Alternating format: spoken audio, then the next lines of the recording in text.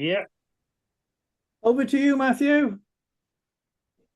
well, today I'm going to be tying wee yellow oils for the river. Well, you could use them on the river and the lakes, but I would tend to use these a lot in the rivers. But uh, there's the wee fly there.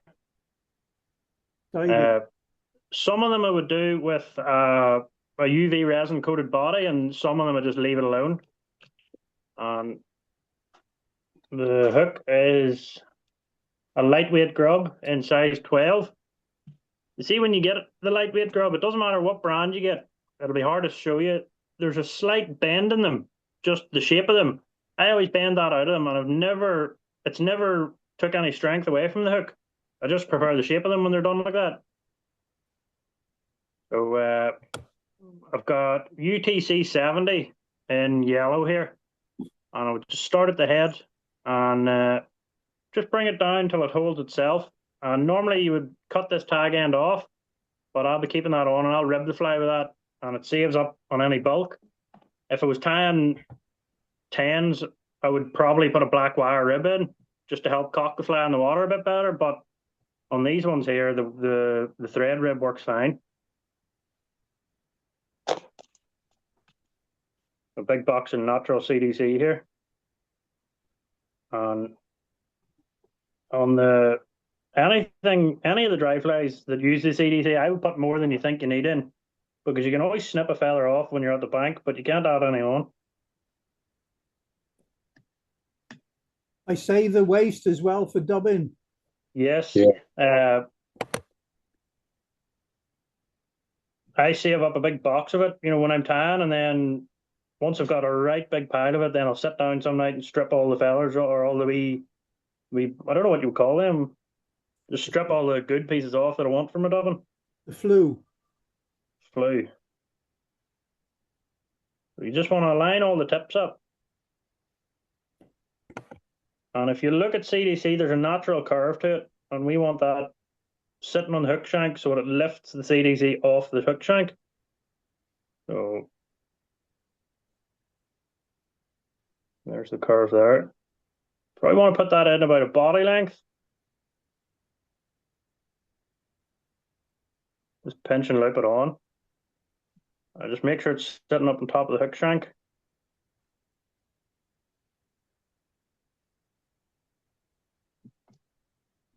And you've got your thread rib here. You might need to pull it out of the way so you don't snip it off. But cut that and try to use it to taper the body of the fly. So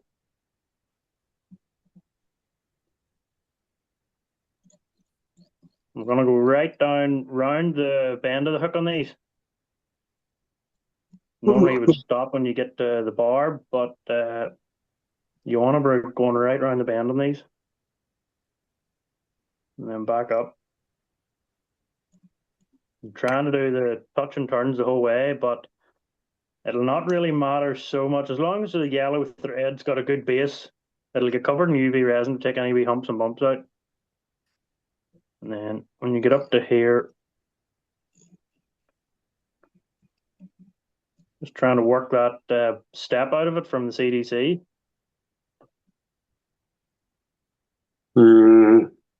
Bring the thread up in front of the CDC and a few turns just to lift it.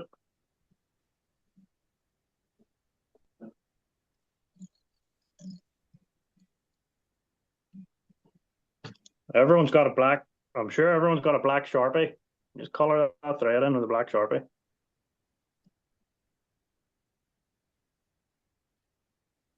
And when you're using that UTC thread, it can open up on you. So try and give it a bit of a spin in your fingers, and that should help keep the rib a wee bit more pronounced.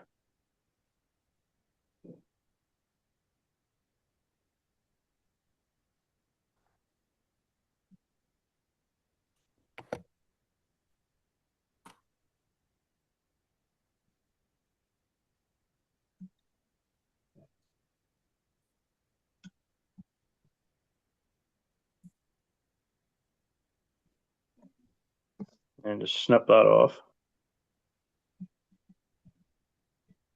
Saves The on point weight of my as scissors, the points of my scissors don't work anymore because a small child dropped them. well.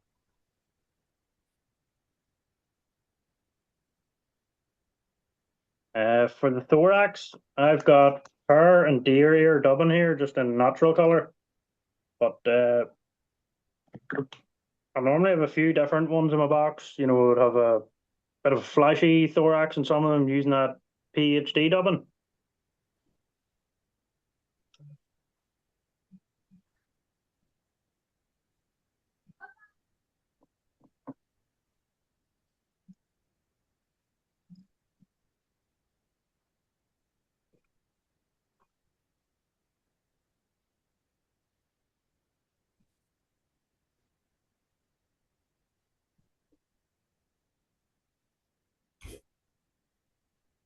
Has caught me a few fish, that has, Matthew. Yeah, no, it's one of my favorite flies. I was out there, it was last week, and I'd went out at about 7 o'clock in the evening, just when it cooled down a wee bit, and I'd fished all night. Came to about 9:30, and I was just on my way back to the car, and out of nowhere, the yellow owls, or sorry, the yellow maize started coming off there, and I've never seen as many of them in my life. And I stuck one of these on the first three casts up into a wee run. I had three cracking trout out, so not a touch all night, and then these started coming off, and the fish just tuned into them. It's funny how they switch on, isn't it? Yeah.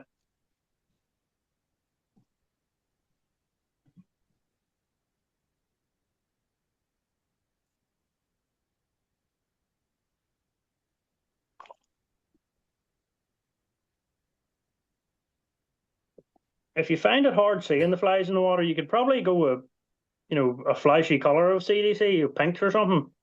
I just like the natural CDC, but I can't see the CDC color making a difference to catching.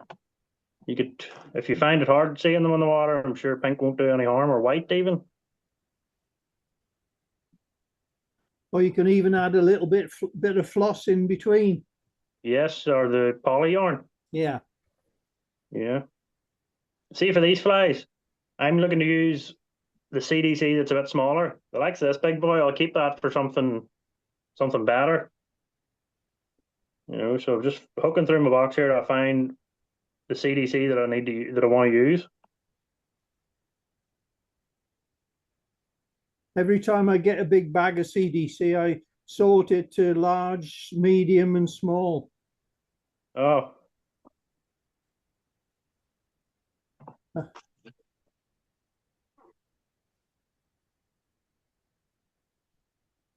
I'm going to do this one with the UV resin. That last one was just yeah,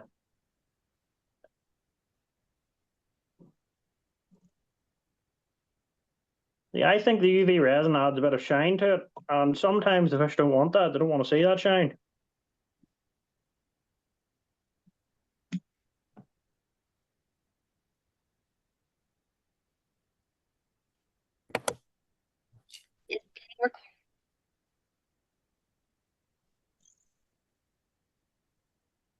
I would tie these down till wouldn't really go any smaller than a 14 with these.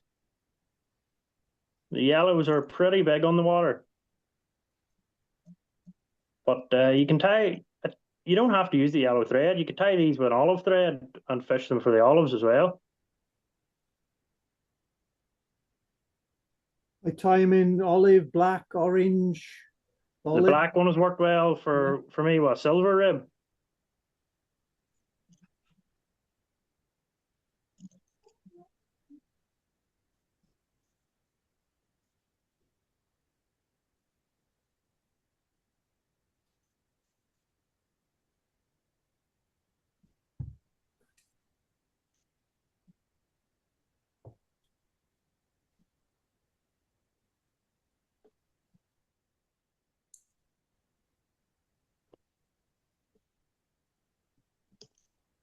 When you're ribbing with this here thread colored with a black marker, you want to give it a few seconds to dry, because if you miss your rib when you're coming up, you'll end up leaving a black line where you don't want it.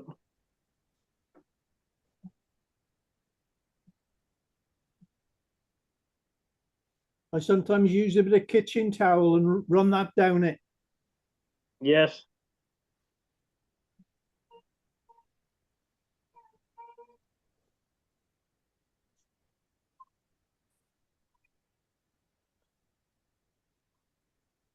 A lot of people are hung up on having perfect flies and perfect spaced ribs, but there's nothing perfect in nature, so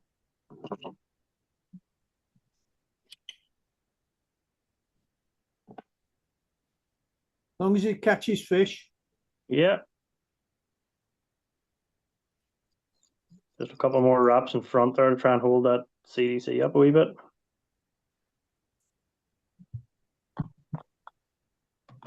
And before you put your thorax on, if you're going to be putting UV resin on the bodies, you want to do that before the thorax.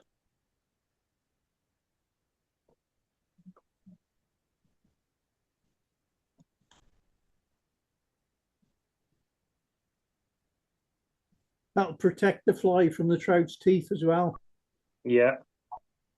It helps to set the fly in the water. If you ever cast it out of one of these here and they've got way too much CDC or the body's too short, sometimes the body will sit and float almost. Whereas the UV resin, it helps it just to turn around in the water and sit properly as well. Not really sure how I'd explain that, but it does help make them sit better.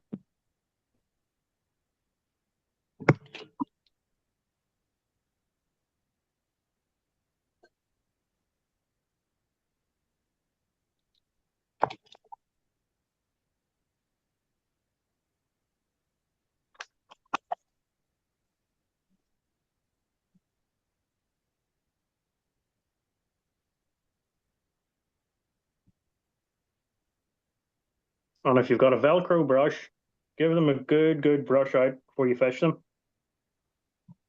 And it just pulls some of these fibers out.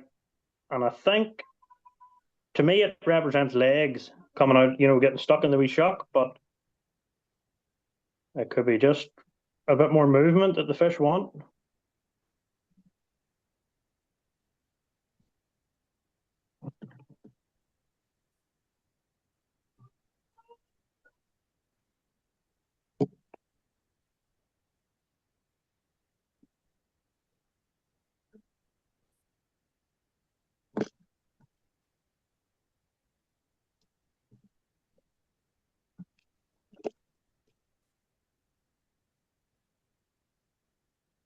I'll just hold the two of them up here and you can see the difference in the. Where am I going?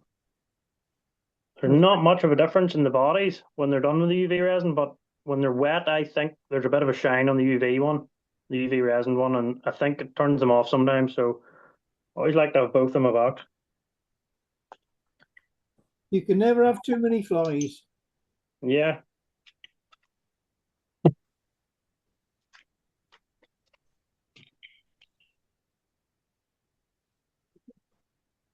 You can tie these on like just a standard wet fly hook too.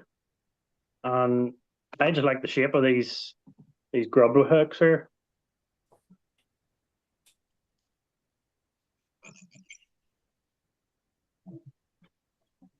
I'll tie this one with a wire rib actually. What's that? 2 mil or 0.2 millimeter black wire. I don't think I've ever opened a spool of wire and not have it ping everywhere.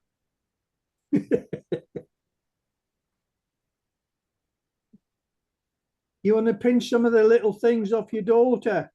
You know, the little Oh, the hair clips. no, not the hair clips, the little ring things that they put their ponytails into. Oh yes, I know what you mean. Yeah. They're perfect, one either side, and you can pull the wire through it and it retains it in its position. Ah, that's a good tip. So I'm trying to tie the wire ribbon on the underside of the shank and just take it right down. This will make the body a wee bit thicker, but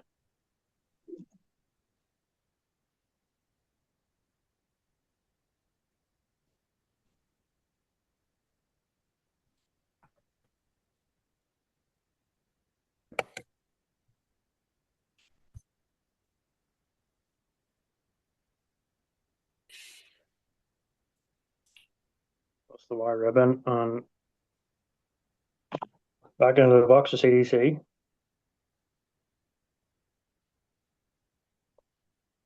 Good CDC is hard to get now.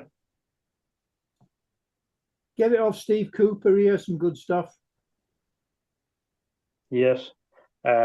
Richard and Kendall there, he plucks all the birds himself, but his CDC doesn't last too long whenever he gets it in. David Jedlicka over in, I think it's Poland. He does some cracking CDC. Yes. He's the one, his CDC is a lot longer, isn't it? Yeah. Yeah. And he does some lovely dubbing as well. I don't think I've seen his dubbing yet. I'll have to have a look at that one, Rolf. He's very expensive, Derek. Yeah, but it's worth it. Oh, I don't know so much. Well, they charge me for some CDC. Yeah, I wouldn't entertain it again.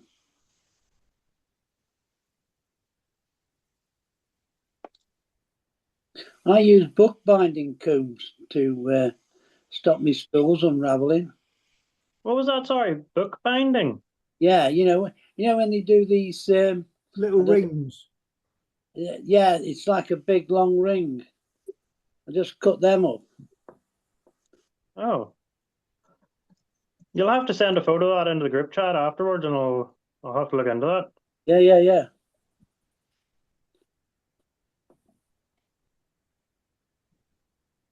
I've seen a couple of these flies done where they leave the butt ends of the CDC very, very long and have the thorax dubbed in between. And I would say that would help greatly with floating the fly, but just don't like the look of it myself.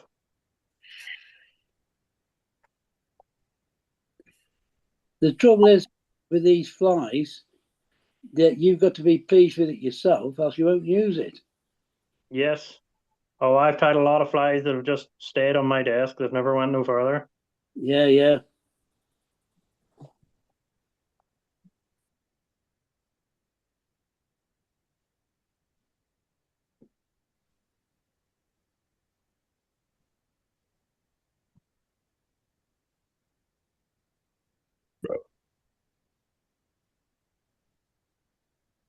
You see a lot of people saying just to helicopter the wire away, but when your kids drop your scissors, you can use them. They can buy you some new ones for Christmas. I get these ones off Amazon, £3, and they're the best pointiest wee scissors you'd ever see. Yeah. Go and lie down, Charlie. Go on. Lie down in the fan. Good boy. Good boy.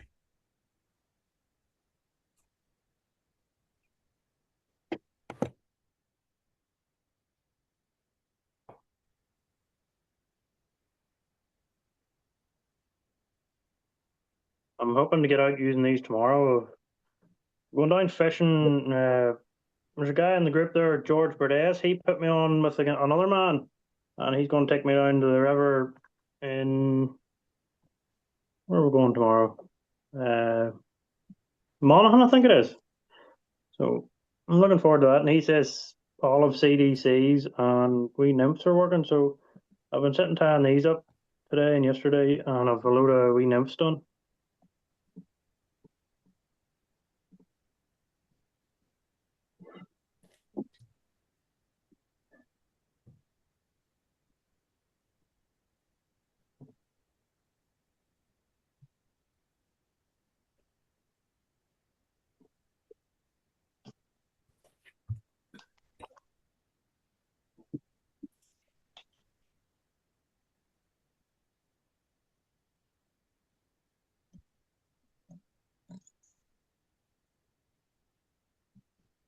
And you see the way the CDC wing there is pointing down over the eye? A turn of this dubbing in front of that there will just lift that back up to where it should be.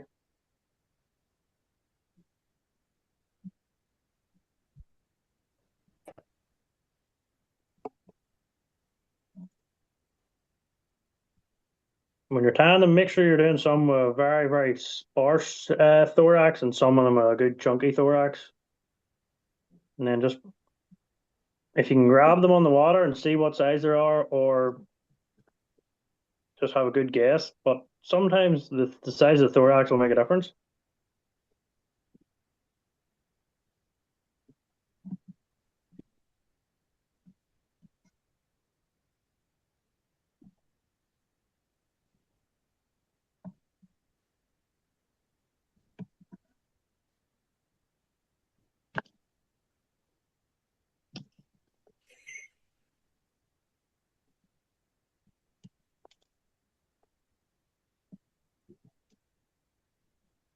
Just give the thorax and this one a bit of a tidy up.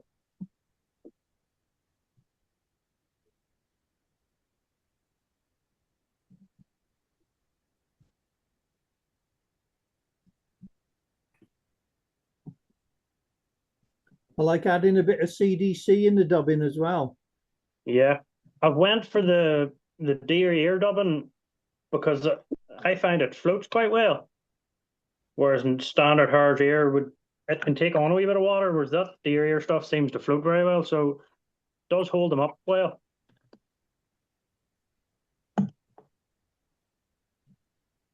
I was gonna tie some grunter versions for you, but I can't find the right feathers.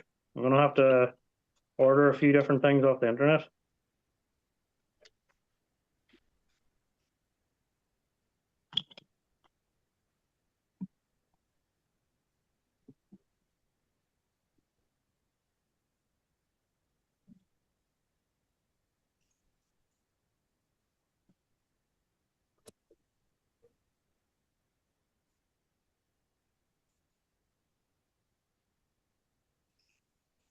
Is that a stone float voice, Matthew? Yes, it is a Stoneful Elite. Yeah, they're good voices there. Love it. It'll hold down to the tiniest wee hooks and up to the biggest ones and everything in between.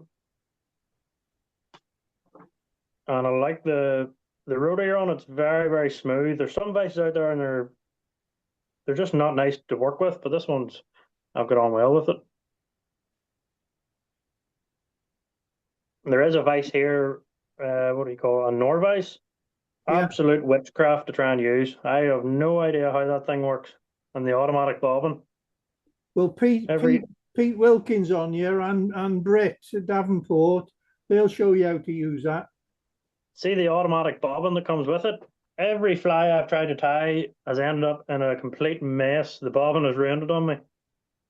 Well, I'll tell you how to do the bobbins, and I'll give you a warning though. Once you get used to using it, you won't want to use anything else. Yeah. Is it just a You learning complete curve, or thread am I control. just doing it wrong? You're probably doing it wrong. I can probably sort it out with you as soon as we finish the meeting. Yeah.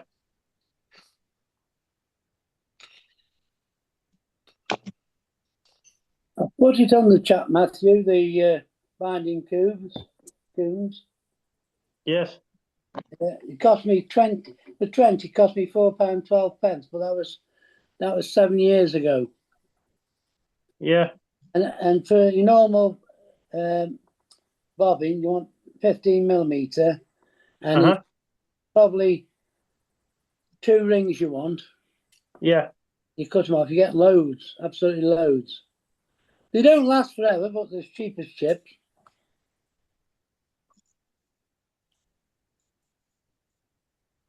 That's what I like about a group like this. There's always somebody to teach you something. Well, I always say it doesn't matter how good you are, or how poor you are, or how good or poor the other person is. They can do something. It might work for you, it might not. But you're always learning. Yeah. Every day's a school day. Especially as you get older, because you can't remember what to do the following day. Yeah. Self-think, Wilkes. Yeah, that's Pete.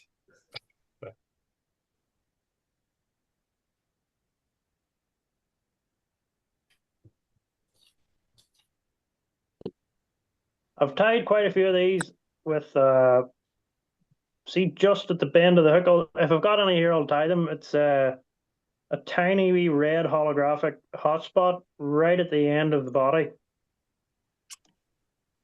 In the butt, Matthew. Yeah, just right at the butt here, a red holographic tag, and it's definitely worked well sometimes.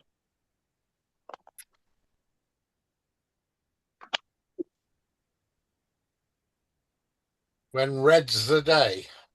Yeah. Have you had any success with blue as well? Sometimes I used to find some days it was blue, which was the magic colour. I've never heard of that one now, but if I've got any blue holographic, I'll certainly tie some up and give them a go. Especially on buzzers when we're fishing chew. Sometimes it could be a blue day and the blue was the only one which would catch. Yes. I remember when I very first started fishing, I was doing spinning, and everyone always ranted and raved. If the fish were on purple that day, you were going to do well. But I'm not sure whether it's got anything really to do with the colour, because fish see colour different than us. Yeah. I think it's to do with the light and the clarity in the water. Yeah.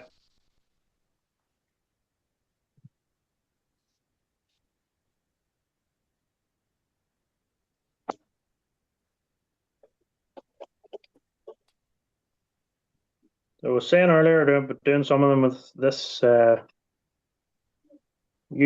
PhD dubbing. It's basically peacock herl, but in a dubbing. Oh, it's brilliant stuff. Looks like it's got a bit of glister into it. Yes, this one here's UV. Where'd you get that? That's Kindales. Nice. I think I have both of them here. I think I've one without UV and one with. But see, for dollbacks, everything. Anything you would use peacock herl on, I would use this because it just holds up to the fish's teeth a lot nicer. Okay. I feel like the flies will last a whole lot longer with it. I find with a lot of dubbins, when you start getting a few fish on them, the dubbin starts ripping off after a bit anyway. Yeah.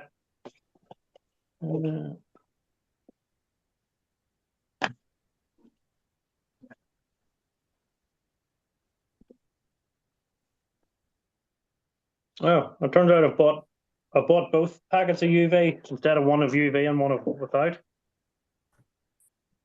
You get through them? Yeah.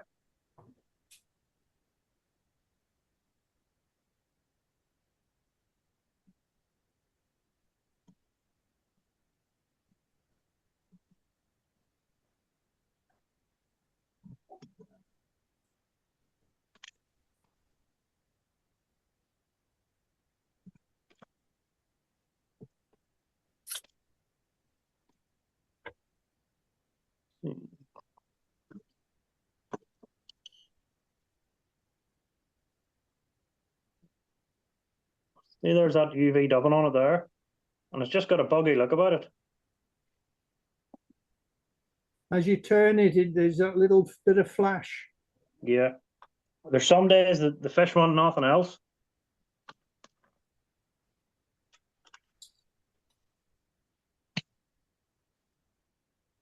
And that dubbing there is very, very good for the collars on your wee nymphs.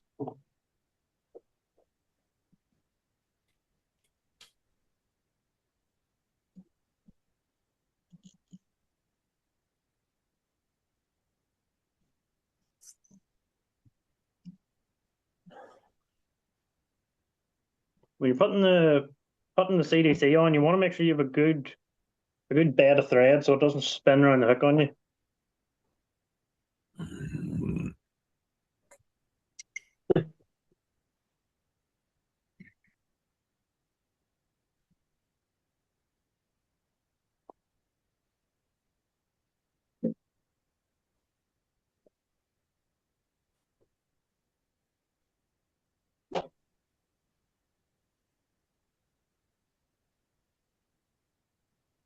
I don't think there's a nicer smell in fly tan than a box of natural CDC. It's the natural oils, isn't it? Yeah.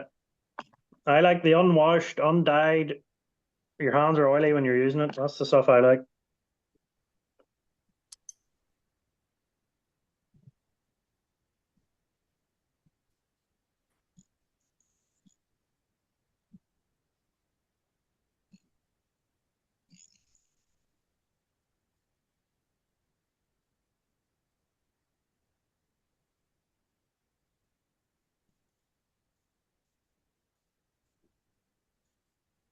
Like the smell of malt whiskey when I tie. I don't know whether I want to go for the CDC over it.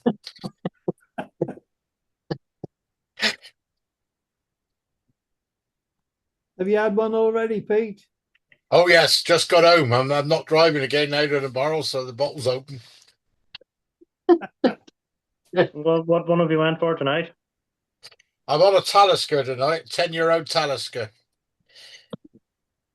I remember the last fly tan show I went to. I bought a bottle of whiskey and set it on the table, and the whiskey brought more people over to me than my flies.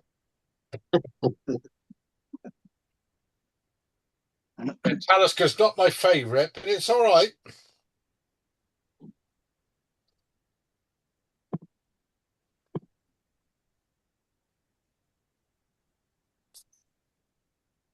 So whenever you are doing your fly tan, do you do a night where you bring the vices into the pub?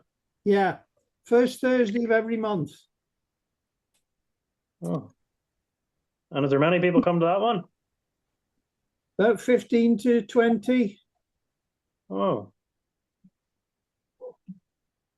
What I do, I'll have to put a post on Facebook and see if there would be much interest for that up our way.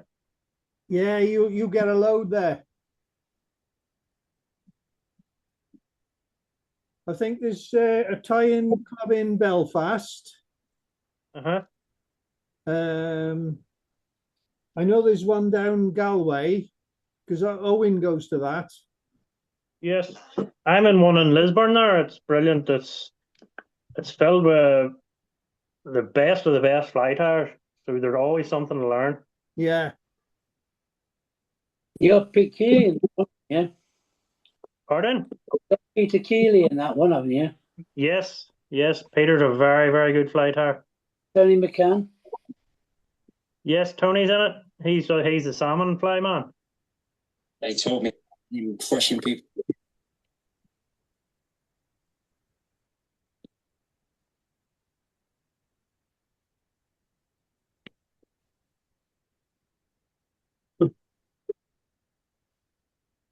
I forgot to mention, if you guys go to Matthew's picture at the top, click on the three little dots and pin it, and Matthew will stay center screen no matter who's talking.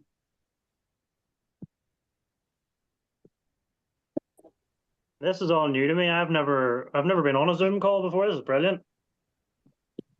What camera are you using? That's just my phone. Bloody hell. I used a proper camera and I haven't got it as good as you got it with a phone. If you could see it here, it's being propped up by a fly. There's 3 flies propping my phone up.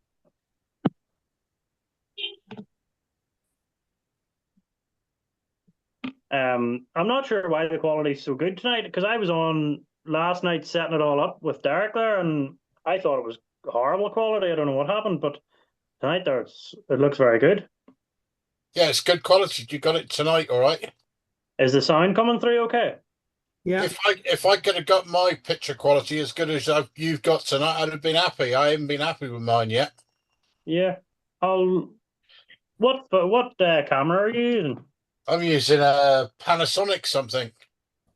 Oh. It kept going on autofocus, and I got to suss it out to fix it. Yeah, yes. you need to set the manual focus, Pete. Yeah, I found out how to do that now, so hopefully if I do another, I'll have it right. But I say, for the first one, your focus and the quality is coming over brilliant. That's what I done. I've been, as soon as George asked me to do it, I've been making sure I could try and get it right. And I went on to the settings on my phone and I clicked something. It was what you were talking about there, was that manual focus. And I flicked something. So once I got the got it where I wanted it, it'll not change it for me somehow. Yeah, that's how I've had to do it on the camera. Automatic, and then manual. Switch to manual when it's in focus. Yes. What size hooks are you tying these on, Matt? These are on size 12 lightweight grubs. All right. But I would have some 14s as well and a few 10s, but the 12s are the main sizes. Yeah, it's coming very good for a size 12.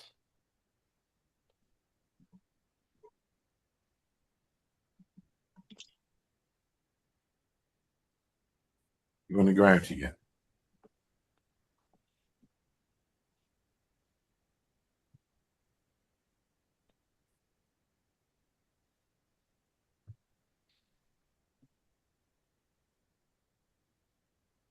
For anyone using that UV resin, I've noticed that the torch makes a serious difference.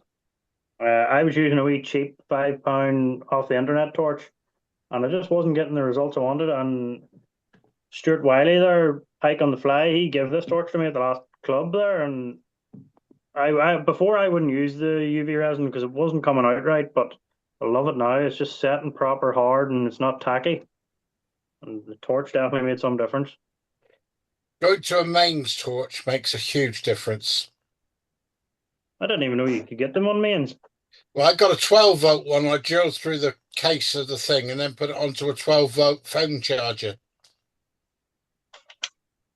You can get a little foot pedal for it as well. Oh, Brilliant.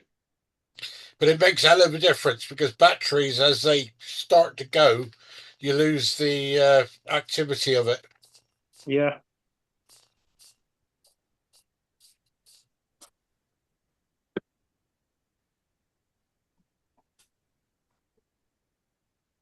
I can use. If I tip the hook like that, can you see the slight bend in them? You know, Yeah. just where the hook's offset. Yeah, Always bend that out of them. I don't like it for these flies. And there's people saying that it weakens the hook, but it's never lost me a fish. The idea of the slight bend, it's you get a better hookup. Exactly. Oh, yeah, but they're horrible to tie with. Yeah. yeah. So stabbed my finger quite a few times. Yeah, the sneck hooks. Yeah, they're meant to increase hookup, but I don't use too many of them, I must admit.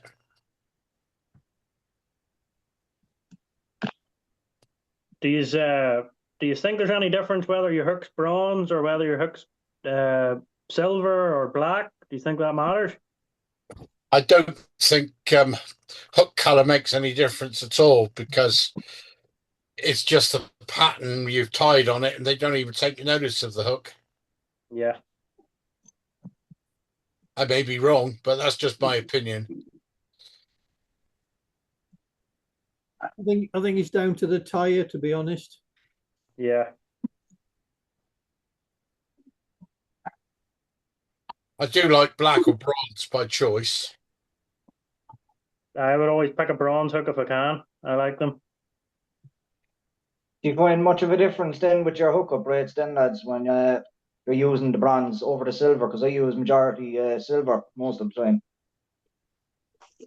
Well, I haven't noticed a difference, but I've never really been looking to think, oh, did I catch that fish because this hook is bronze or? Yeah, true. I think for me, it's more the brand of hook. I mean, I love mustard, and a lot of them are in bronze originally. Yeah. But I also like Daiichi, and that's black. So I'm not too fussed. It's the hook quality is the most important thing out of all. I don't want a hook which snaps. Or straightens. Well, some are soft, aren't they? But, I've had a lot of problem with modern hooks snapping. I don't think I haven't had a modern hook snap on me, but I've definitely straightened a few out. Yeah, Hanek and some TMco, some of theirs will snap for a pastime. Well, I would normally, for my wet flies, for big lock flies, I would tie them on Camazon B175. Yeah. And I hooked myself an otter the other night and it didn't straighten, so I'm happy with them hooks. Amazon, What weight was the otter? I didn't get him into the boat. I was fishing a competition and I cast out a big Melvin octopus and I was ripping it in and the line just stopped. I thought it hooked the bottom.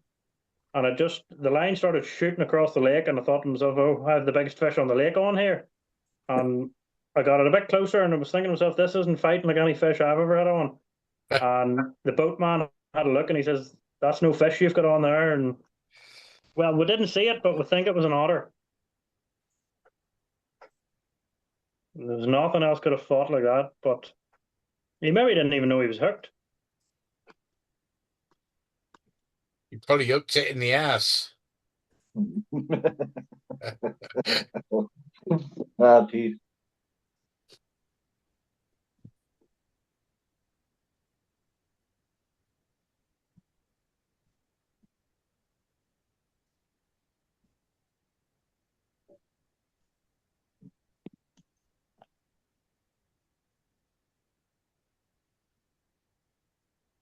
See all them bits you're chopping off, Matthew? Yeah. Put them in a little plastic tub and keep them. I've got a big pile of them sitting in front of me. I've been tying these now for 2 days. So a big heap of it sitting here. I'm just hoping nobody sneezes near it. Need to get myself something to put it all in.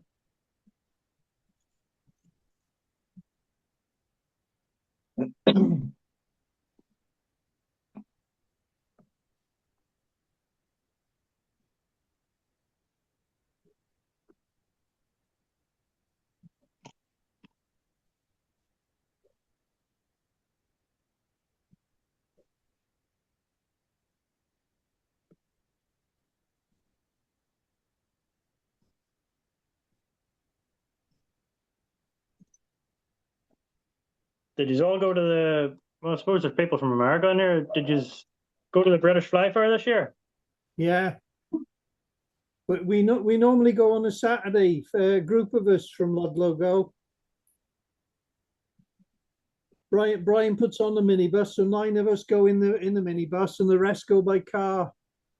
I would love to make it over some year. It looks brilliant.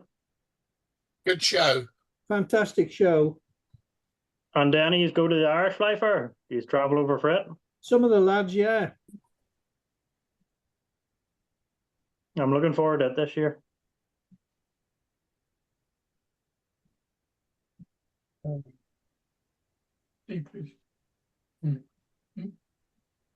Apparently, by the end of the show, you got a job to keep your balance.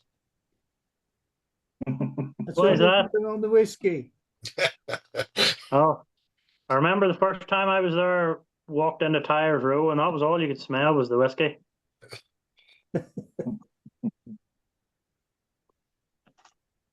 Now, was that better than CDC? That's what I'm asking. Pardon? Did that smell better than your CDC?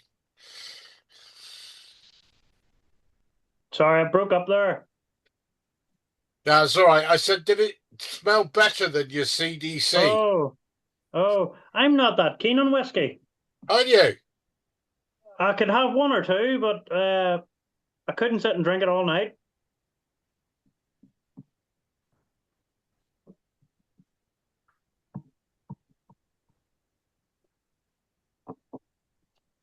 See if you notice the massive big wing in them there. I'll chop that down a bit smaller on the water. Just when I get down there, you'll probably take all that off. But if it comes a very choppy day, you might want one with a bit more float on it. What's your scissors, Matthew? Those are. I'll send the link in after. Where's my camera? These are £3 off Amazon. Oh yes, I thought I recognised them. I've got some. Oh, they're brilliant. Our next guest later on in the month, Scott Cooksey, put me onto them. I have mountains of scissors here, and those are the ones I pick up every time. About $3.68, don't they, each? Yeah. Yeah, they're very comfortable in the hand, aren't they? Yeah. Scottish I like them next week. Oh, is it next week? Yeah.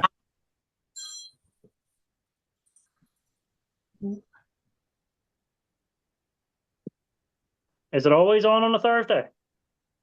Yeah, apart from when we're up in the pub. So it's every Thursday night, apart from the first Thursday of the month when we're in the pub. Oh, I've had to cancel the August one though. I'm having an eye operation on that day.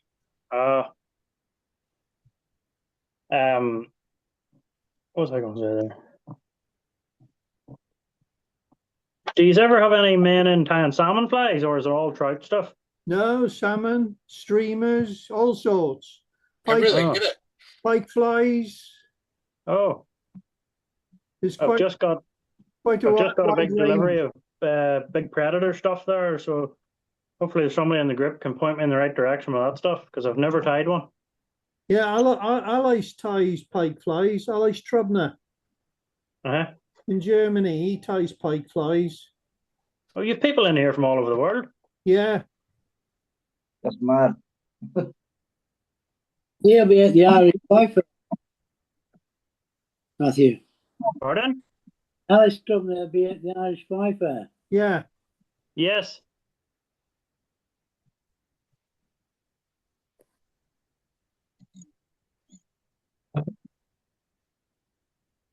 There's a lot in them pike flies, though, from what I've seen on it.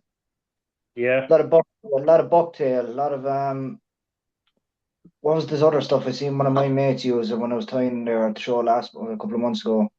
Stuff called Noyat, I think, or something like that. Yeah, Noyat's good. Yeah, very much. I got this stuff here at Future like the other day. I think I don't know what it is now, but they give it free with when I ordered American Opossum.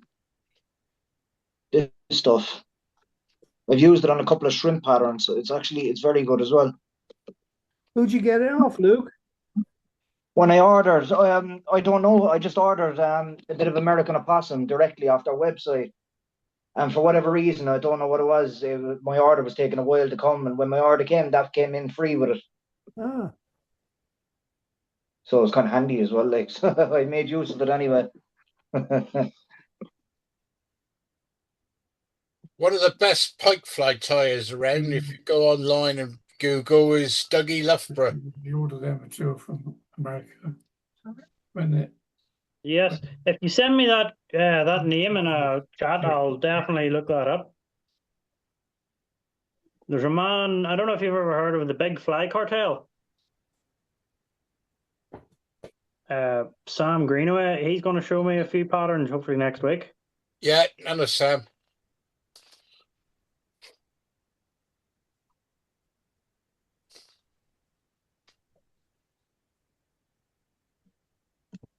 I think Sam is Irish Fly Supplies, isn't he? Yeah. Sam Greenaway. Yeah. No, Sam Greenaway is Big Fly Cartel. Different Sam. Who am I thinking of then? Sam McGowan. Ah, yeah.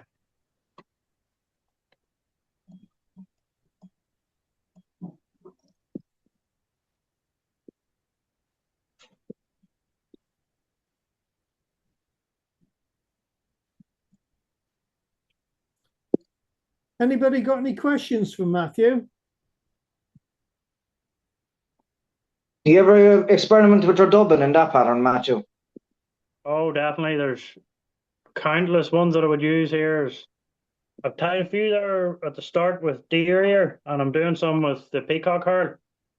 And what else have we got here?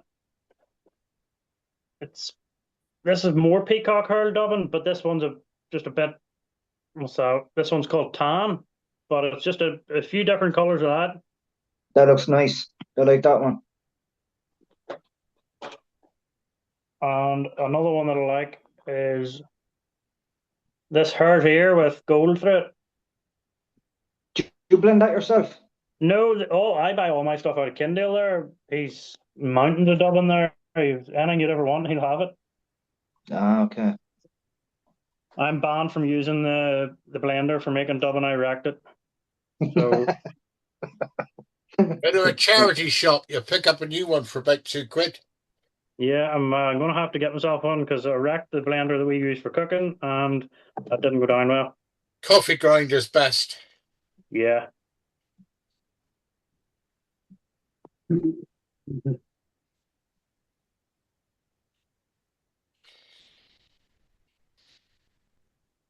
Trouble is, when the wife uses the mixer downstairs and you use it, you're constantly spitting out dubbing all week, aren't you? Yeah.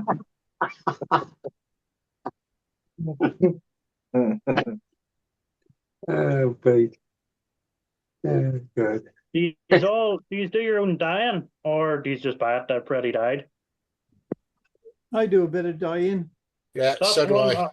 I would love to learn how to do it. It looks fun, but it looks tricky as well. Just getting how do you know what you need to use to get the right colors. You need to get a little book and make a register.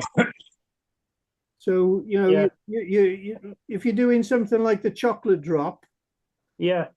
you dye it a sunburst color first, Yeah. and then add a little bit of black, add a bit of brown, and you need to keep a record of how much you do, like a quarter of a teaspoon or you know the exact amount you use, and then if it Yeah. doesn't come out very well, you adjust it and just keep a record. And then when you get the right color, you've got a register of how you made it. The next time you're doing a bit of dyeing, you can try taking a few photos just to see what's involved in it. I would love to give it a go, but I don't know where to start. If you go online and find yourself a second-hand book, AK Best, I think it's AK Best, did a book on dyeing. Uh-huh. And it's brilliant. It just takes you from one step to another. Yeah. And then if you want to go into natural plant dyeing, there's a flight salmon tyer called Brian Burnett did one on, natural dyeing from plants. Uh-huh. And that one's worth a read as well. I'd be interested in that one. Davey McPhail has got a couple of videos on YouTube on dyeing. Yeah. Oh. How he dyes pheasant tail, how he dyes dubbing, that sort of stuff. Could you send in the name of that, the natural one? I would love to get a look at that.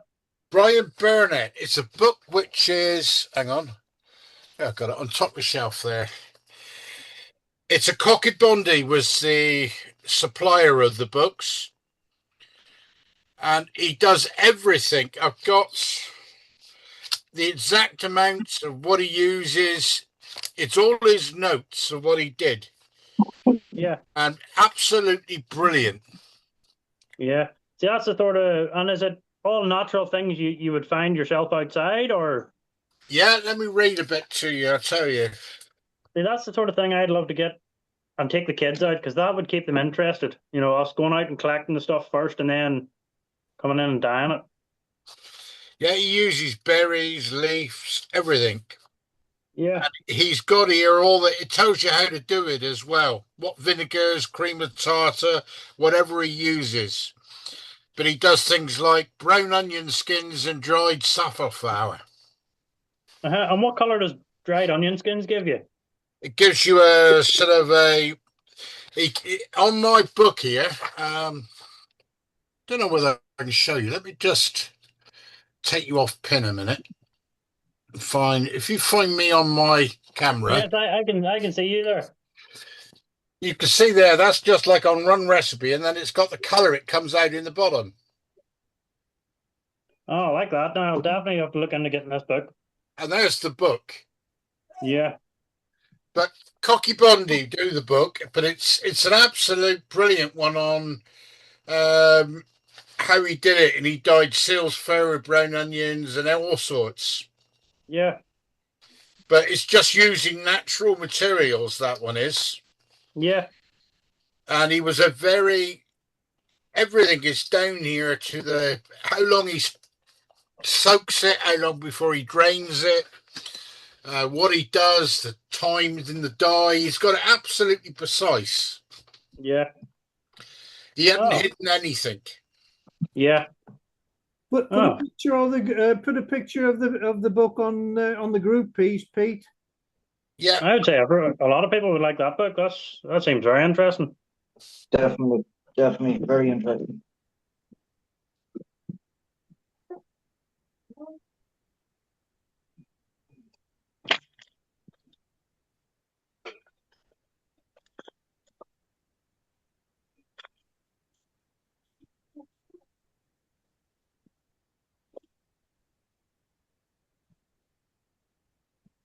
Well, Brian Burnett he's a really good classic salmon fly tyer. Yeah. That's his background. Used to be at the BFFI every year, but he's getting on now, and I haven't seen him at the shows for 3 or 4 years.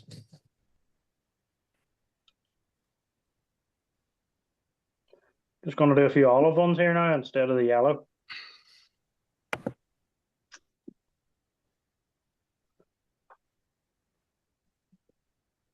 This is Vineyards thread this time. If you've ever used the sheer thread, it's brilliant stuff. I like it. That's all I use. Oh. It's superb. It's very, very strong for how thin it is. Yeah, that's mainly the only thread I use. I got Vivis and some else here, but I use that as my number one thread. It's probably the wrong choice of thread for doing a thread body, but it'll do a few flies all right. What size is that thread? Is that thread 18 or is it 14? 14. It's the 14 shear. 14, yeah. It's the old Griffiths. Ah, okay. It's the old Griffiths thread. There's a thread there. I love it. It's Danville's Flymaster. Yeah, that's good as well. But the 8.0 in it for salmon flies. Yeah. I would tie a lot of trout flies with it too. Do you? Yeah, just the big size 10s and stuff. Well, what size, Matthew? It's 8.0 Danville's Flymaster. I'd use it for my size 10 wets. I've actually started using 50 denier thread for salmon flies. It's really thin, but it's flat. Very strong as well. Very, very strong. I don't know whether it's widely available now. I'm not sure. I struggled to find it. I got a job lot of it off eBay for £1 a spool. I mean, Funky used to stock it, but since Toby sold it, I don't know whether they still do it. I like it was Peter Keeley put me on it, and it's brilliant for tying deer hair.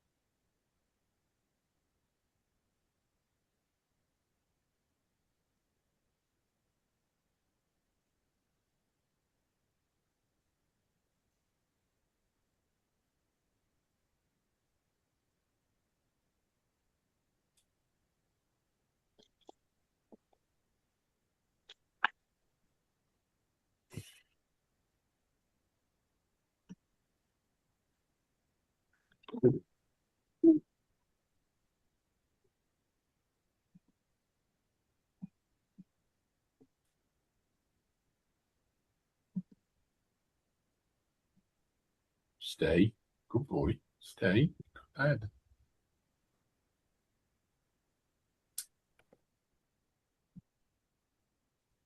I think I found that box of yours on Temu, Matthew.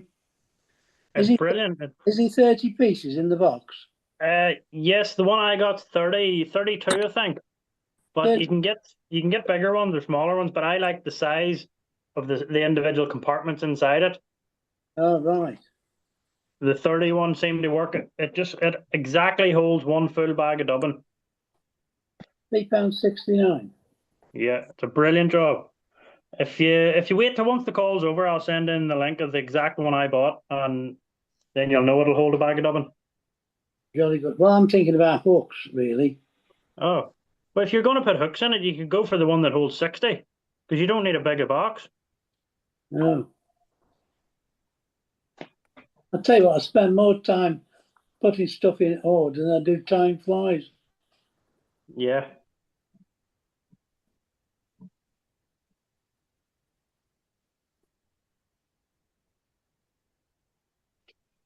This is maybe another one everyone already knows, but see your UV resin, I put it in sticky notes and just dip out of it instead of opening and closing the tub.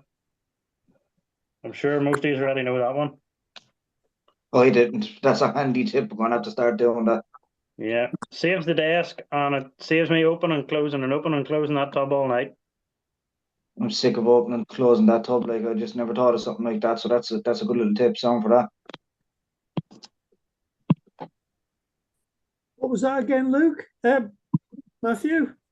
So when I'm using if I know I'm going to be tying up loads of these thread body with UV resin on them, Yeah. I'll get a sticky note and put a big blob of UV resin on it, Ah. and then set that to the side and keep dipping out of it. As long as you don't touch it with a torch, it'll stay wet all night, and you can use away at it instead of opening and closing that tub.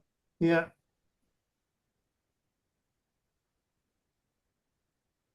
See, like I said before, you learn something new every day. Yeah.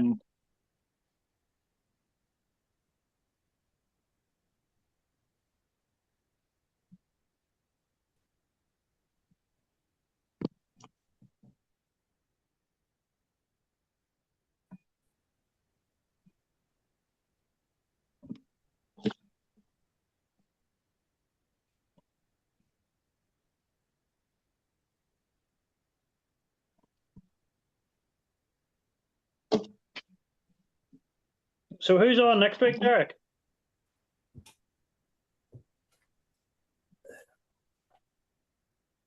Scott Cooksey next week.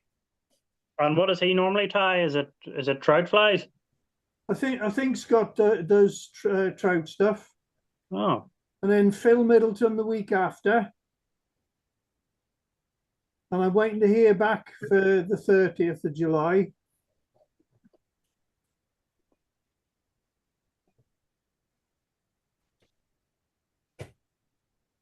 Like I say, August, I'm going to have a bit of a problem in August. When I have my eye done, I won't be able to do anything for a couple of weeks. Yeah. But you'll be able to sign people in and out, Derek, probably after the first day. You reckon? Yeah. I don't know, because I've got a, what do they call it? I've got to keep my head down so that the gas bubble goes to the back of the eye. It's a cataract you're having done, isn't it? No, they're sticking a needle in my eye. Yeah. Drawing all the fluid out, filling the hole at the back of the macula, and then filling it full of gas. Oh, I meant that. You can keep that one. Yeah, that's what's concerning me, Pete.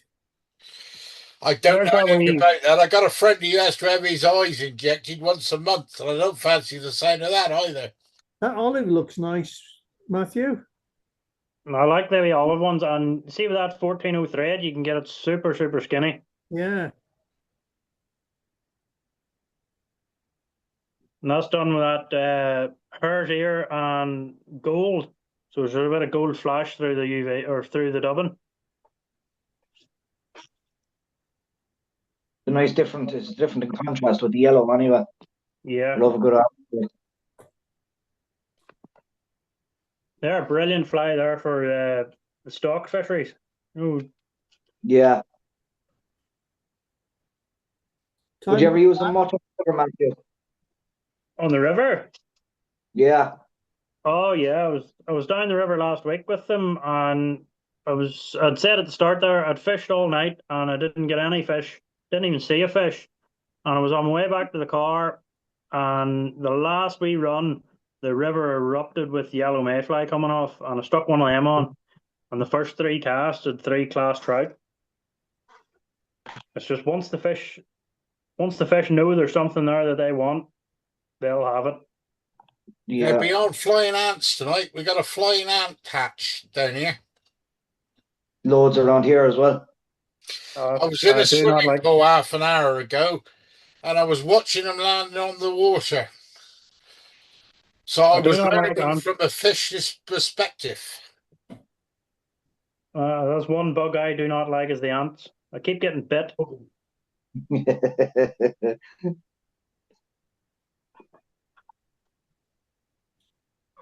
Trouble when they gorge themselves on ants, the following day it's upset their tummy, so they won't eat. Yeah. It's the acid in the ant. I never knew that. Yeah, they give off I think, is it formic acid? Yeah, I think it is that. Yeah. and it upsets the trout because they've gorged on it. It upsets the trout's tummies, and it puts them off feeding for a day or so. Jesus. But when they are feeding on them, you can have serious fun. Yeah. Hmm. Well, the learning curve was tonight that most of them you would want a hook and a wing on a sideways on a hook, because when it sits on the water, most of them are lying on the surface sideways with a wing out. And the others, it's just like a caddisfly. You should tie up one of these sideways ones and send a picture into the group. That sounds interesting, that. Well, it's just like they used to do with the mayfly, where you'd have a wing lying sideways. And both sides are on one side. No, Well, you could have one up as a sail, as a, as a spotter, and one out sideways. But if you look at a lot of mayfly when they're cripples on the water, a lot of them, they always go like an upturned sailboat. Yeah. Yeah. So if you tie your wing out sideways, it can be deadly. And the ants tonight were identical. Thanks for the tip. I'll have to do that.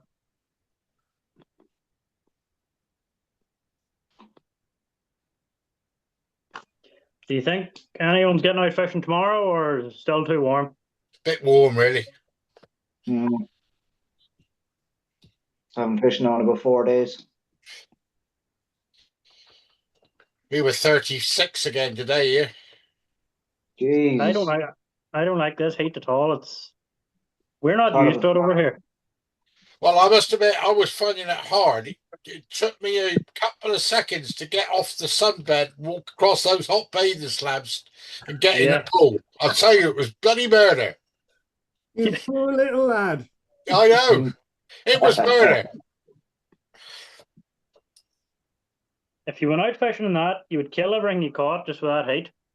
You would kill it if you were putting it back again. Yeah. I would go sea trout fishing if you were taking the odd sea trout. I wouldn't worry about it so much. But I certainly would want to do it on a fish which you were hoping to return. Yeah.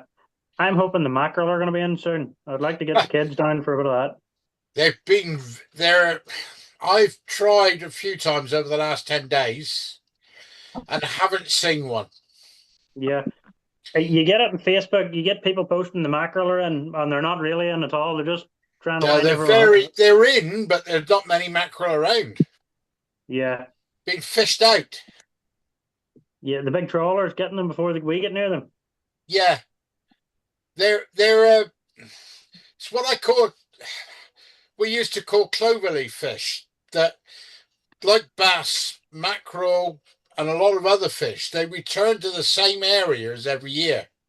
Yeah. So if you got a big, these factory ships come and take the whole shoal, your area could be devoid of that species of fish for years. Yeah. And we just haven't got many mackerel around here at all anymore.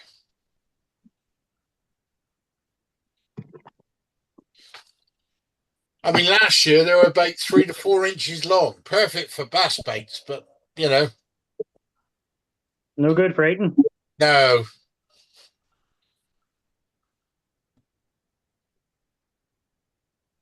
How far are you from the coast then, Matthew? About 30 minutes from our glass, but it's not great for the mackerel. No, but you'll find that fibre you've got and stuff like that would be good for bass. Yeah. You can make some nice bass flies out of that stuff. I would love to get into all this saltwater fishing, but I wouldn't even know where to start. Do you need a new rod and reel and all that setup, or can you go with your trout stuff? It depends how good a quality your trout stuff is. Most of the trout stuff, if you washed it out every second session, you'd probably get away with it. Yeah. But the salt water would corrode your reels. I mean, I use, for my salt water, I use Nautilus. They're big money. Yeah, they are pricey, but bloody good reels and a good drag. Yeah. And what do you normally target? I target bass, mackerel, but I don't always fly fish for them. I fly fish and use spinning rod. Yeah. I'm not one of these which you've got to catch everything on fly. Oh. Not like me, Pete. Huh? Not like me then. No, well, I started on saltwater. See, you know, I think there's a method for everything. You know, it's like trying to catch mullet on fly. I've done it on fly with mullet, but it's so much hard work compared to catching them on a rod, proper rod reel. Tell me this, Pete, with the mullet, I tried fishing for them when they came up with the tide here the other night. They come up to the freshwater. Yeah.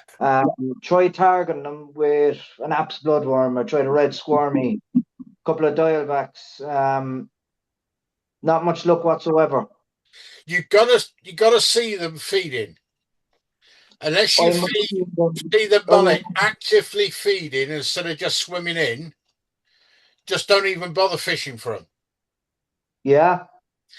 When you see them feeding and tailing, you know, so they're down into the mud feeding, then fish for them. Until they get to that stage, it's not even worth touching them. I was thinking because I was only seeing them swimming in the surface. Yeah, that's just coming in and out. They're just lazy. You won't catch them when they're like that. No matter what method you use. And what about the sea trout? How do you target them? I target them in rivers on fly. I had one the other day on a rusty brown Euro jig nymph. I still rate the Alexander fly as probably the best sea trout fly out there. Hey, you're not the first person I've heard that say. I had someone say it to me earlier. And then I would use something like a Chernobyl ant or something like that for surface when you want to use in a surface layer. But the Alexander for a general fly takes a bloody beating for a sea trout. I think that's one of the first wet flies I learned to tie was the Alexandra. It's a lovely fly. Yeah, it's very nice. Lady of the Lake, I think, is another name, isn't it? I don't know. Yeah, I think they might have called it that. I'd have to check. But it's a beautiful fly. Good for browns, trout generally, and sea trout. You'll even have salmon on them. How small would you go in size for a sea trout, Pete? I usually use a 10. A 10? Yeah. No smaller? No, not for sea trout. Okay.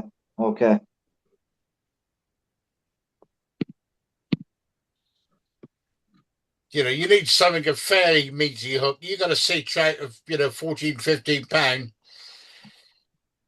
You know, most 12s will probably straighten out or their throw, I think. Yeah. So the one I had the other day, now I wasn't actively fishing for sea trout. I was only nymphing for a few brown. And just by luck, he just managed to take the nymph. He was about a pound in weight, but I was only using a tree weight rod. Great fight on a tree weight. Yeah. You were lucky to get him in on the 3-weight, weren't you? Yeah, he gave me 2 quick runs. It's mad how it happened, Derek, because I hooked a very small brown first, and I was taking him in. And all of a shot, then I felt a big bang, and the line came shooting out of my hand. So that was the sea trout was after hitting it. Then I'd say whatever way the fly turned in the water, I was used the fly. It was just kind of red, rusty brown colored pheasant tail up the body, and it was kind of rusty brown SLF Dublin. It has a little bit of a red flash going through it every now and again. So I'd say whatever way it was sunny as well when I hooked him. So I'd say whatever way the fly turned when I was taking in the smaller fish, caught the fish's eye. You know, so that's my guess anyway. That's my theory on it. I could be completely wrong, but that's kind of what my guess was anyway. Especially when I was taking in the smaller fish. Sea trout will rise to normal flies in daytime fishing. Yeah. Yeah. But if you're on a river, do you know what you're looking for? If you see fish rising, do you know the difference between a normal brown and the habits of a sea trout? Never, no, to be honest with you, I don't. I only know Right, mostly ever look for the habits of browns. right. Only So start if to you're see some. watching a river and you see a fish rise and it rises in the same spot every time, Yeah, that's a brown. yeah. If you see like fish moving around the pond and rising here, there, and everywhere, but never in the same place, that will be sea trout. I seen plenty of them do it the other day. And Yeah. that is what sea trout do, different to brown. And it's the giveaway sign that you got sea trout in the pool when you see rises everywhere, but never in the same place. Okay. I was seeing it the other day. They were coming up like high out of the water. They were, Pete. Yeah, Because they'll come up in daytime. They'll take ordinary flies. But yeah, the trouble is, because they're moving around like that, it's very difficult to target them like you would a brown, which keeps coming up in the same place. yes, yes, yes, yes. When you're talking about sea trout there's a lake called Loch Melvin, and there's trout in there called Sonahan, and apparently they are a landlocked sea trout. They were locked in years ago, and it's the only place in the world you can catch them, I believe. And apparently they're a landlocked sea trout. Well, sea trout and a brown trout's the same species, isn't it? So Yeah. But years they see when I'll see if I have a photo of them on my phone. yeah, do they actually revert back to the brown trout, or do they say it's sea No, trout? no, they stay a sea trout. When you catch them Right. and smell, they come. When you catch them, you'd swear you've caught a sea trout because of the smell of it. It Yeah. smells like the sea, and they're very, very dark fish. There's two types of trout in that lake, and they're only in that lake: Gillaroo trout and Sonahan. Interesting.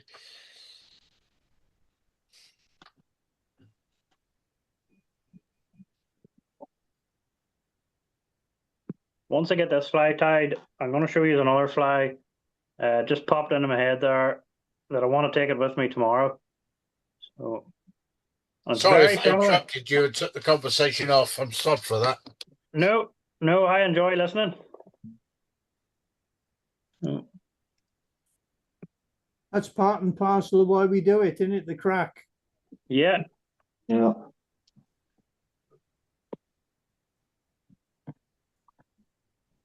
You'll not believe how simple this next fly is, and it's caught a lot of fish. If I was going to like a stocked lake and I didn't know what to put on, and I could see them rising, this would be the fly I would use. I'll show you. They're very, very good.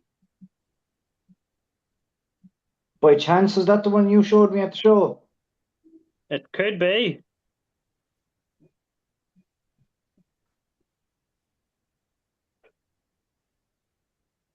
I remember you talking about a similar pattern.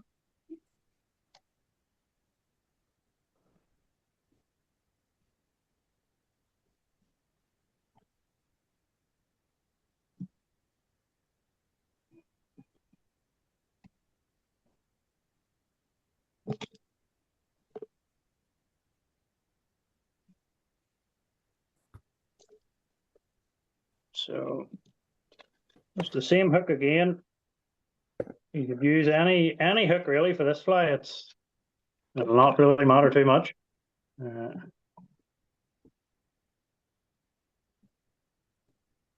red color doesn't matter again. Just start it at the head, bring it down. What's that? 6 or 7 mil down the shank. Cut the tag end off. And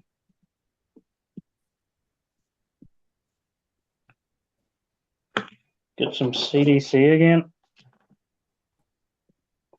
I'm not sure what the name of this fly is, but it's definitely put a lot of fish in the net for me.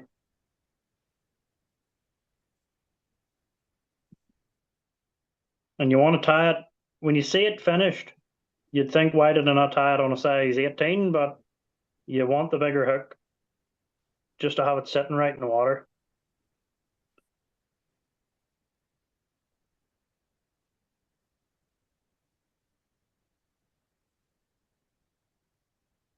Yeah, I'm a great believer in very small or very big. Yeah. A good big chunk of CDC. Set it up on top.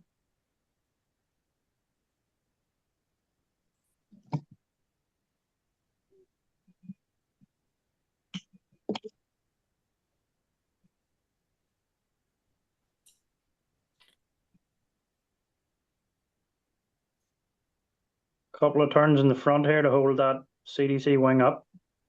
And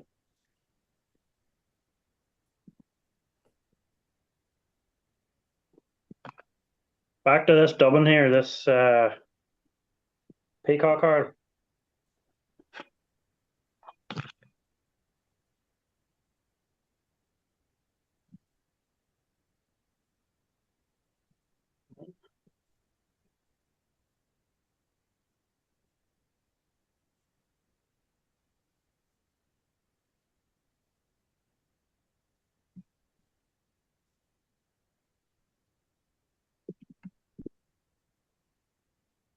Matthew, getting back to that storage box, would you Yes.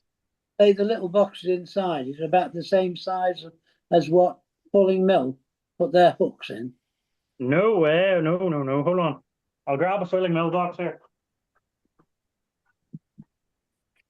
So there's the wee boxes I have. And there's a filling mill box. Oh, in lot front of bigger. it. So it's probably two filling mill boxes. Yeah. Well, that gives And me then an idea of the size. there's the thickness. Yeah.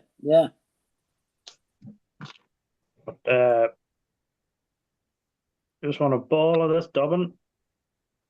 I must have missed the conversation. Where'd you get those boxes from then? Emu. Emu, Pete. Oh, right. Oh, Okay.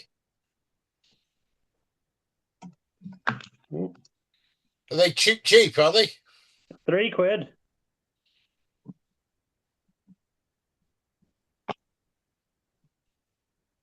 It's like £3 for a big box with 30 little boxes inside, Pete.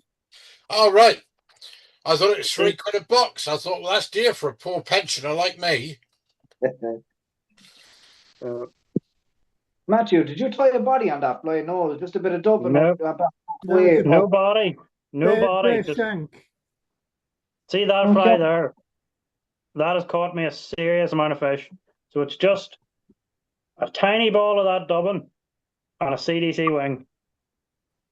What size up, Matthew? That's on a size 16. You want the bigger hook because you'll be fishing that in for the stockies, and you want it to sit like that in the water. Whereas if you have a smaller hook, it'll tend to sit more that way. But I want it to sit that way in the water. But that's caught a lot of fish, that hook there, that fly. You haven't got a name for it yet? No. So there's the box there I was saying about. All right. And they're in Emu. Inside, there's 30 of these. And I stick all my dubbins inside them. And the whole lot is £3.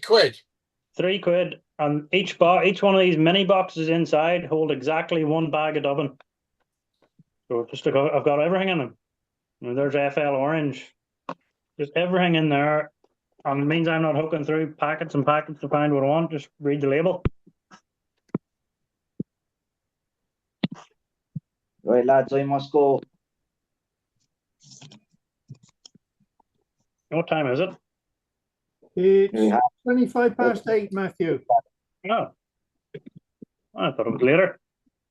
Do you want to call it a night? Yeah, sure, yeah. Thanks for tonight. Yeah. Thank you, Matthew. No, I enjoyed that. I've been worrying about doing this, but I enjoyed it. Yeah, thanks, Matthew. Once you get into it, it's enjoyable, isn't it? Yeah. And it's the crack as well. Yeah. And having people to talk to when you're sitting tying. Yeah. Yeah, it was very good. Now I'm looking forward to seeing somebody tie next week now. Thank you, Matthew. Thank you very much. No problem. Thank you very much. Hollywood next. Thank you. Pardon? Hollywood next, the film studios. Yeah. Well, here's the funny story for you. In front of my fly tying group, I demonstrated a fly, and I was a bit nervous. And most of you people are sponsored by Fulling Mill or whoever. And my mate says, here's Tony Caton, sponsored by Andrex. Yeah. My phone's going. What problem are you having with the Norvise Bobbin then, Matthew? I'll give you a ring back in a minute, son. It just does its own thing. It never, whenever I wanted to sit there, it just zooms up. Right. What you got to do is you got to make sure first that you actually got the bobbin and the thread going into the bobbin correctly. Uh-huh. Then I go 3 turns round the leg on one side. Uh-huh. Then out through the end. Right. Now, if you then, I usually pull off in my hands, and I got to load the spring. I usually just grab the thread and then just pull the bobbin about 9-10 inches. Uh-huh. And that will be able to be loaded. Hey, yeah. Do you want to show that?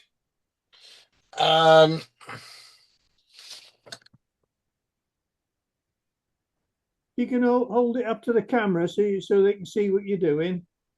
Let's find one which I haven't loaded.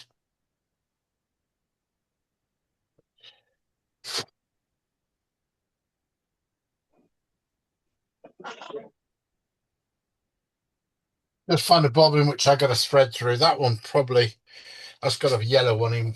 Probably the easiest to try that. Right. I haven't got my glasses on, but I think I can do it without my glasses. Right. Can you see that there? Yeah. Yeah. Can you see how I got it? So I got it round 1, 2, 3, and then up the ceramic. Yeah. Now I've just released it now, so it's got no load on it at all. So I just go 1, 2, 3, 4. Then I get my dear bobbin threaders. Can you see that one? Oh, yes. Made of like a nylon. It's a tooth. Something to do with cleaning teeth, but I've never used it for that. Cloth. And then you put that through. I put that through the hole. You lift it up, Pete. Put that through the hole, and then just go straight up through the ceramic. Yeah. Like that.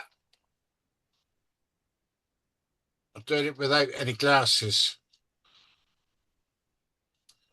And then pull the thread through.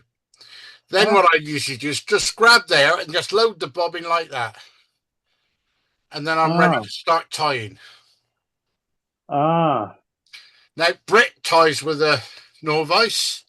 Yeah. Britt, do you do it the same way? Yeah, I do. And also, what's it called? Does it ties with a Norvise as well?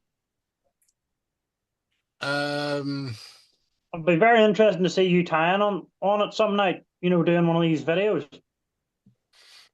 The thing with them using a Norvise bobbin is the thread control. See, you can see there, I could be tied onto the hook there, look. Yeah, yeah. And you can just go down like that, look. And then if I want to slack up, I just go straight up again. See, when I pull mine down, it just shoots back up on its own. So maybe it's because I haven't wrapped it around the leg. There's not enough tension. You've got to wrap it round the leg because otherwise you won't get your tension. Ah, that's where I find 3 times around the leg is about ideal. Yeah. You may find you want 4. And does different threads take different turns?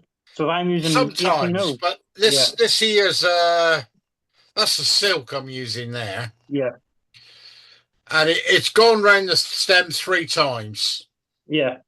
But I've got a link too. I can post it. I'll drop a link in the group chat. Yes, please. Yes, that'd be brilliant. But it's just the thread control you got. You just never got too much, it's just brilliant. Yeah. So you've never got that slack thread, which you can get with when you start tying without it. Yeah, yeah. You end up with the bobbins about 3 yards away from your vice and you start bringing it back up again. You never get that with the vice one. The secret is to always hold the spool in your hand when you finish tying the fly before you cut it. Yeah. So you lock it. Otherwise, if you cut there, the thread just goes straight back onto the spool again. Yeah. Now, I've done it with that one. You can get over that. Some people, there is find one with it on. That one there has got, you see, I glued a little thing on. Yeah. And that one there can hold the thread, so I haven't got to worry about putting it back in a holder. Oh. So you can just wrap it round like that. But if you cut, what happens until you get used to it, you'll cut it and the spool would disappear. Yeah. And that one there, see, I can use without a little cap on it to keep the thread. Yeah. But what I've got is a load of, I don't know whether you can see, but I've got a load of, can you see the Norvises there? Yeah. Now they're all sat in like a little tiny raw plug. So I keep that tight and then just push it back in position like that and hold the thread. Oh, yeah. But it takes a while to get used to it. Yeah. It is a very big learning curve. Yeah.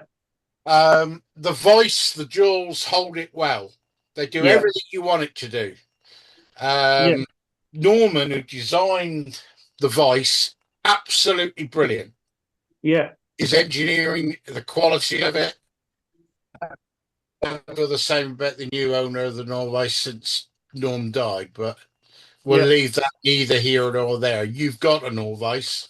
Yeah, mine's an older one. It's a useful tool. Very great vice, but I wouldn't want to buy a new one now from them. Yeah. Oh. That's brilliant. Thanks for showing that. I really enjoyed that. All right. But I mean, anytime you're on the group, Britt ties with one, I tie with one, and there's about 2 others tied with one. Uh-huh. Are you tying at the minute, Brett? No, I'm sorting bronze mallard. I don't know if you can see a whole of it. What do you tie with that? Spay flies. Oh.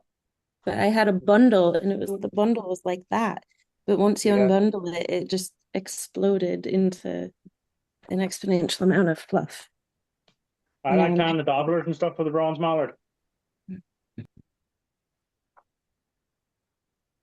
The lovely feathered bronze mallard, isn't it? Yeah. It's hard to get good stuff. Yeah. This is all good stuff. It's just not paired. I'd much prefer to buy it already paired. Yeah. Right, thanks for tonight, Matthew. Yes, no problem. Thanks for having me. We're going to have a share and talk now. Take care, everybody.